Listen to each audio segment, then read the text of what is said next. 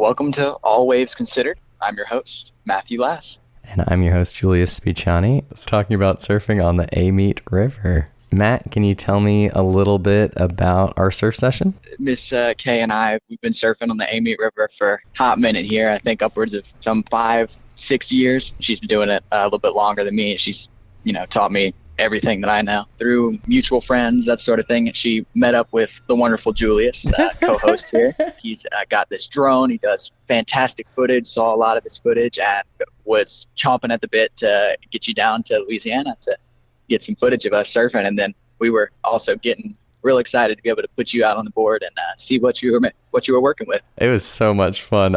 It's funny because when we first started talking, I said, I wasn't thinking about getting on the board. And you could tell she was like, what the?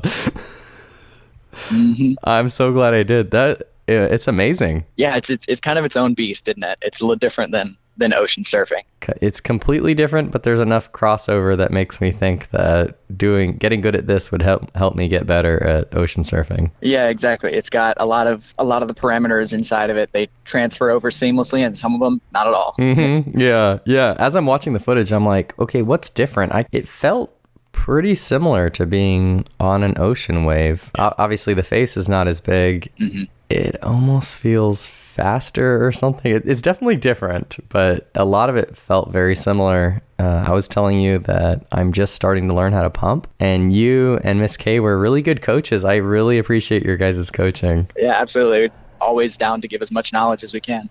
I love that. For one of the fundamental differences, because I've gone ocean surfing about once or twice, haven't delved into it too much. I haven't had the chance, but whenever I have gone, the thing that kills me is trying to paddle out there into the waves. Mm-hmm. The arm workout is unlike anything else. And so I think Miss K and I, our favorite thing that we don't have to paddle. Yeah. You just hold on to the rope to get up. And so then you do all the work with your legs and you get a longer ride. Yeah. And boy, do you do a lot of work. Oh, yeah. It's a straight up leg workout. I do remember the first few times that I ever went with Miss K, I was like, oh, this is so much fun. But, I was falling over and over again. So that kind of curl getting up position, mm-hmm. like in a little baseball catcher's position, that power squat, getting up. The next 2 days, 3 days, I hurt to squat down to go to the bathroom. My legs were killing me. It was crazy. But then eventually, you build those muscles up, and mm-hmm. now it's effortless. It doesn't leave me sore anymore. Mm-hmm. Yeah, and you rip. It would be so cool to get you on a good ocean face just to see what you could do on it. And I've only ocean surfed on little 5-foot waves with a big foam longboard. Mm-hmm. So I haven't. I don't know. I'd be a little intimidated to try the larger waves with small board. Try some carving. I'd call a 5-foot wave big. There's a sticker on my car that says "I love small waves." Well, and that's, I feel like that's all we really get oftentimes, unless you go out on the Gulf during a tropical depression, during storm waves. Yeah, and then that gets a little sketchy in its own. Mm-hmm. Yeah, exactly. Can you tell me why you like surfing? Why do you surf? I've always, since I was little, I grew up on the river. My dad was same sort of way all through his upbringing, and we had a cobia ski boat. Mm-hmm. We called it the vintage yacht because it was older than me at the time, and let's see, we would have gotten rid of it about 5 years ago, and at its tail end it was 35 years old. Mm-hmm. That's cool. And he had bought it from a family member or something like that, and so I would go water skiing. I learned how to water ski when I was 10, 11 mm-hmm. years old, somewhere around there. Then I got into wakeboarding a little bit, and then we made friends with Miss K. She had been in the school systems and taught alongside with my mom, and so we kind of reconnected, and she was like, hey, you want to try this wake surfing thing? Wake surfing? Okay, sure. And immediately it was it took all the things that I didn't like about wakeboarding and mm-hmm. skiing. So the going real fast, and if you accidentally catch an edge, you end up, we call it rat trapping. It's mm-hmm. you face plant, slap the water. Yeah. You're going 20 miles an hour, but we're only going 10 miles an hour. So you're not attached to the board. So mm-hmm. you don't have the pain that comes with slapping the water, mm-hmm. but then it's just there's an art form to it almost that I love. It's very smooth, and there's so much freedom to play around with individual movement styles. If you watch how I surf versus how Miss K surfs versus mm-hmm. how you surf, three completely different sets of movement. Mm-hmm. I just find it fascinating, and it's just so much fun. and it's just I find it very relaxing. Like, we'll play music and be jamming out on the waves. It's just so much fun.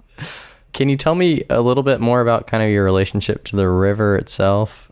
You mentioned starting to ski at 10. How long has your family been going to the river? Well, my dad, he was born and raised in southern Louisiana. His father owned a sawmill out near the French settlement area. And so that sawmill was sat directly on part of the Amite River. And that's how they would float in the logs and that sort of thing. So he's always been right near the river. And then I'm sure at some point during his upbringing, they got a little boat and they would go up and down the river. And then he learned how to slalom ski on one ski. And actually his first slalom ski he ever did was basically a piece of wood, just a board. And so then he loved doing that growing up, and he was very keen to pass it on to his kids. My family, as long as I can remember, we would have just little boat days. We would take the boat, put it on the trailer, go put it in the water, and spend all day on the river. This next one is less serious. It's about a guy that I met at a music festival, about many men that I've met at music festivals, also many women, but this was about specifically a man. It's called Bum a Cig.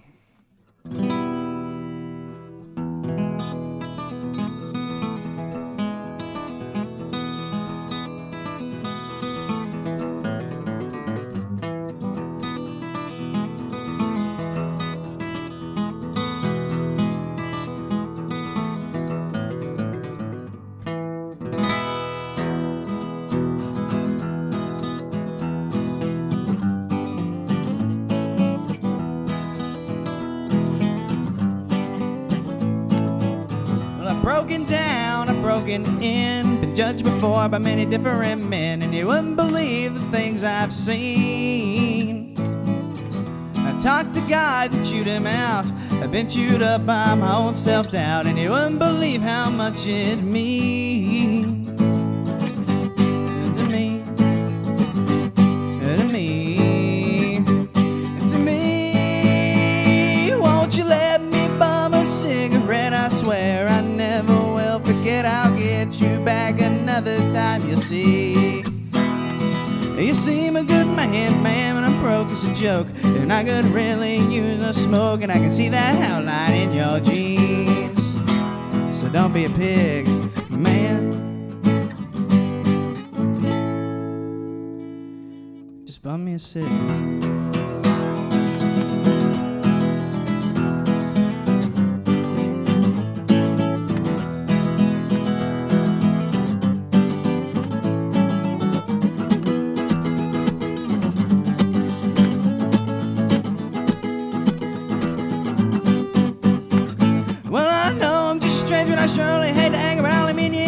Only light in my head is sharp and heavy, and I'm feeling kind of petty, and you can be super heady if you'd like. See, I sold my soul 2 miles down the road to hear the words another man had to say. And I know I'm just a stranger, and I surely hate to ask, but you could be my savior today. Today. Today.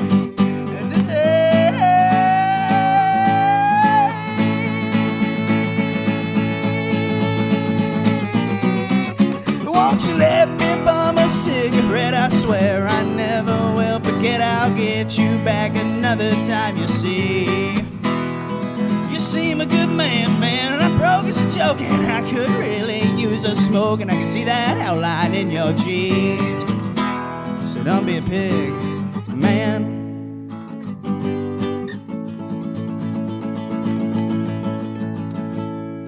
Just bum me a cig.